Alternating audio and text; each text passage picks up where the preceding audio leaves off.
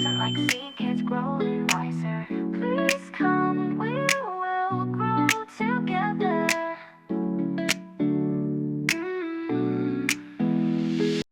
Hi you, uri kundeba makuru, meze neza?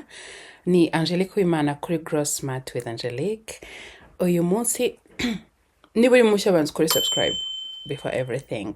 Turi kwa kane, ndifuza kubaza ikibazo gusa kimwe urasabwa kunsubiza. Ese koko kuyubajije umuntu buri gihe ufite amafaranga ahita avuga ati nta mafaranga mfite, nicyo gisubizo cyihuta. Like I don't have money n'igihe rwose bayafite nta mafaranga mfite, n'igihe bayafite unabizi neza ko uyafite.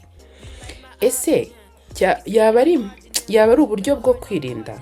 Ese abantu babikoresha mu buryo bwo kugira ngo birinde nyine be kuba basabwa amafaranga, be kuba bakwibwa, cyangwa mutinya ko babaroga?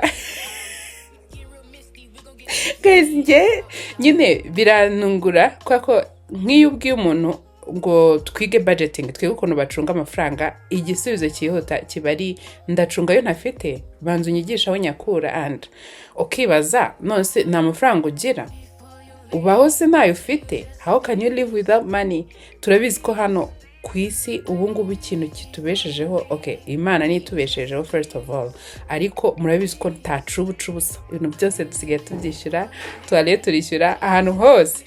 Bizakwishyura n'umwana kugutwaza. Kera hari igihe wajyaga ku isoko nk'umuntu akaza akagutwaza nk'agafuka nyine wahashye, akagutwaza nyine ntanakwishyuza amafaranga, ariko ubu nta cyubusa, nta mafaranga ufite, tuvugisha ukuri.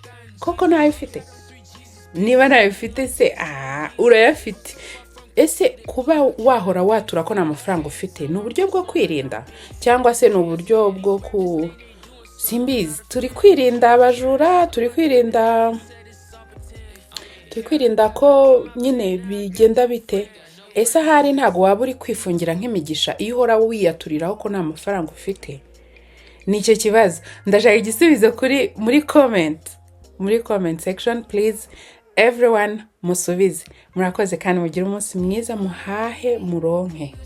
I love you and bye.